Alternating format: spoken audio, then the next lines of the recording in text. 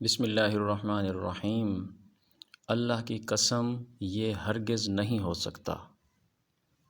قسط نمبر 34۔ آپ صلی اللہ علیہ وآلہ وسلم نے مکہ کے مشرکین کو اللہ کے عذاب سے بچانے کے لیے تبلیغ کا سلسلہ شروع کیا تو وہ آپ کے قتل کے منصوبے بنانے لگے اور یہاں تک سوچنے لگے کہ آپ صلی اللہ علیہ وسلم کا معاشرتی بائیکاٹ کر دیا جائے۔ لیکن یہ لوگ پہلے ایک بار پھر ابو طالب کے پاس گئے اور ان سے بولے، ابو طالب، آپ ہمارے درمیان بڑے قابل، عزت دار اور بلند مرتبہ آدمی ہیں۔ ہم نے آپ سے درخواست کی تھی کہ آپ اپنے بھتیجے کو روکیے، مگر آپ نے کچھ نہیں کیا۔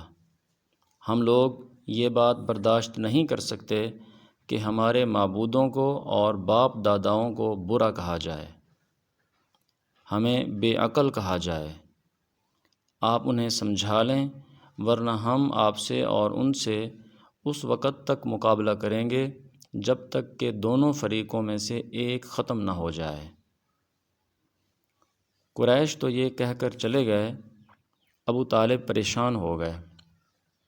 وہ اپنی قوم کے غصے سے اچھی طرح واقف تھے۔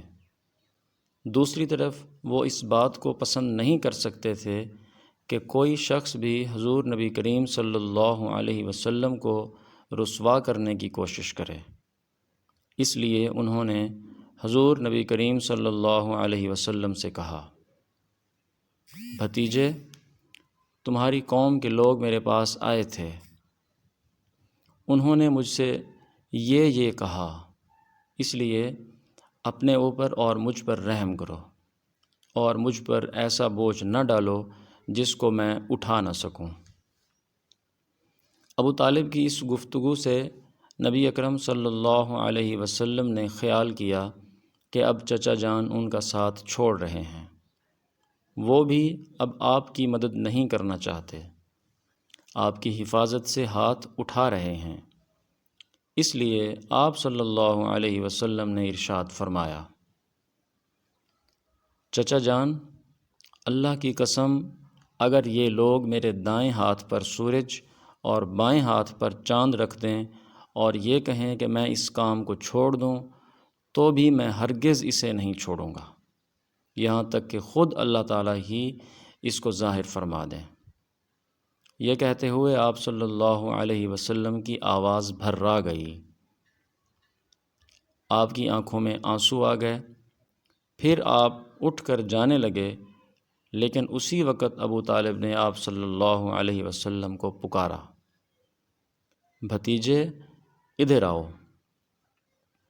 آپ ان کی طرف مڑے تو انہوں نے کہا، جاؤ بھتیجے، جو دل چاہے کہو، اللہ کی قسم میں تمہارا ساتھ کبھی نہیں چھوڑوں گا۔ جب قریش کو اندازہ ہو گیا کہ ابو طالب آپ صلی اللہ علیہ وسلم کا ساتھ چھوڑنے پر تیار نہیں ہیں تو وہ عمارہ بن ولید کو ساتھ لے کر ابو طالب کے پاس آئے اور بولے، ابو طالب، یہ عمارہ بن ولید ہے، قریش کا سب سے زیادہ بہادر، طاقتور اور سب سے زیادہ حسین نوجوان ہے۔ تم اسے لے کر اپنا بیٹا بنا لو اور اس کے بدلے میں اپنے بھتیجے کو ہمارے حوالے کر دو، اس لیے کہ وہ تمہارے اور تمہارے باپ دادا کے دین کے خلاف جا رہا ہے۔ اس سے تمہاری قوم میں پھوٹ ڈال دی ہے اور ان کی عقلیں خراب کر دی ہیں۔ تم اسے ہمارے حوالے کر دو تاکہ ہم اسے قتل کر دیں۔ انسان کے بدلے میں ہم تمہیں انسان دے رہے ہیں۔ قریش کی یہ بیہودہ تجویز سن کر ابو طالب نے کہا، اللہ کی قسم، یہ ہرگز نہیں ہو سکتا کہ تم یہ سمجھتے ہو کہ کوئی اونٹنی اپنے بچے کو چھوڑ کر کسی دوسرے بچے کی آرزومند ہو سکتی ہے۔ ان کا جواب سن کر مطعم بن عدی نے کہا، ابو طالب، تمہاری قوم نے تمہارے ساتھ انصاف کا معاملہ کیا ہے اور جو بات تمہیں ناپسند ہے اس سے چھٹکارے کے لیے کوشش کی ہے۔ اب میں نہیں سمجھتا کہ اس کے بعد تم ان کی کوئی اور پیشکش قبول کرو گے۔ جواب میں ابو طالب بولے، اللہ کی قسم انہوں نے میرے ساتھ انصاف نہیں کیا، بلکہ تم سب نے مل کر مجھے رسوا کرنے اور میرے خلاف گٹھ جوڑ کرنے کے لیے یہ سب کچھ کیا ہے، اس لیے اب جو تمہارے دل میں آئے کر لو۔ بعد میں یہ شخص یعنی عمارہ بن ولید حبشہ میں کفر کی حالت میں مرا، اس پر جادو کر دیا گیا تھا۔ اس کے بعد یہ وحشت زدہ ہو کر جنگلوں اور گھاٹیوں میں مارا مارا پھرا کرتا تھا۔ اسی طرح دوسرا شخص مطعم بن عدی بھی کفر کی حالت میں مرا۔ غرض جب ابو طالب نے قریش کی یہ پیشکش بھی ٹھکرا دی تو معاملہ حد درجے سنگین ہو گیا۔ دوسری طرف ابو طالب نے قریش کے خطرناک ارادوں کو بھانپ لیا۔ انہوں نے بنی ہاشم اور بنی عبد المطلب کو بلایا، ان سے درخواست کی کہ سب مل کر آپ صلی اللہ علیہ وسلم کی حفاظت کریں، آپ کا بچاؤ کریں۔ ان کی بات سن کر سوائے ابو لہب کے سب تیار ہو گئے۔ ابو لہب نے ان کا ساتھ نہ دیا۔ یہ بدبخت سختی کرنے اور آپ صلی اللہ علیہ وسلم کے خلاف آواز اٹھانے سے باز نہ آیا۔ اسی طرح جو لوگ آپ پر ایمان لے آئے تھے ان کی مخالفت میں بھی ابو لہب ہی سب سے پیش تھا۔ آپ کو اور آپ کے ساتھیوں کو تکالیف پہنچانے میں بھی یہ قریش میں سب سے آگے تھا۔ آپ صلی اللہ علیہ وسلم کو تکالیف پہنچانے کے سلسلے میں حضرت عباس رضی اللہ تعالیٰ عنہ ایک واقعہ بیان کرتے ہیں۔ فرماتے ہیں ایک روز میں مسجد حرام میں تھا کہ ابو جہل وہاں آیا اور بولا، میں خدا کی قسم کھا کر کہتا ہوں اگر میں محمد صلی اللہ علیہ وسلم کو سجدہ کرتے ہوئے دیکھ لوں تو میں ان کی گردن مار دوں گا۔ حضرت عباس رضی اللہ تعالیٰ عنہ فرماتے ہیں یہ سن کر میں فوراً نبی کریم صلی اللہ علیہ وسلم کی طرف گیا اور آپ صلی اللہ علیہ وسلم کو بتایا کہ ابو جہل کیا کہہ رہا ہے۔ نبی اکرم صلی اللہ علیہ وسلم یہ سن کر غصے کی حالت میں باہر نکلے اور تیز تیز چلتے مسجد حرام میں داخل ہو گئے، یہاں تک کہ گزرتے وقت آپ کو دیوار کی رگڑ لگ گئی۔ اس وقت آپ سورۃ العلق کی آیت نمبر 1 اور 2 پڑھ رہے تھے، جس کا ترجمہ ہے، اے پیغمبر آپ اپنے رب کا نام لے کر قرآن پڑھا کیجئے، وہ جس نے مخلوقات کو پیدا کیا، جس نے انہیں خون کے لوتھڑے سے پیدا کیا۔ تلاوت کرتے ہوئے آپ اس سورت کی آیت 6 تک پہنچ گئے، جس کا ترجمہ ہے، سچ مچ بے شک کافر آدمی حد سے نکل جاتا ہے، یہاں تک کہ آپ نے سورت کا آخری حصہ پڑھا جہاں سجدے کی آیت ہے، اور اس کے ساتھ ہی آپ صلی اللہ علیہ وسلم سجدے میں گر گئے۔ اسی وقت کسی نے ابو جہل سے کہا، ابو الحکم یہ محمد صلی اللہ علیہ وسلم سجدے میں پڑے ہیں۔ یہ سنتے ہی ابو جہل فوراً آپ صلی اللہ علیہ وسلم کی طرف بڑھا، آپ کے نزدیک پہنچا، لیکن پھر اچانک واپس لوٹ گیا۔ لوگوں نے حیران ہو کر پوچھا، ابو الحکم کیا ہوا؟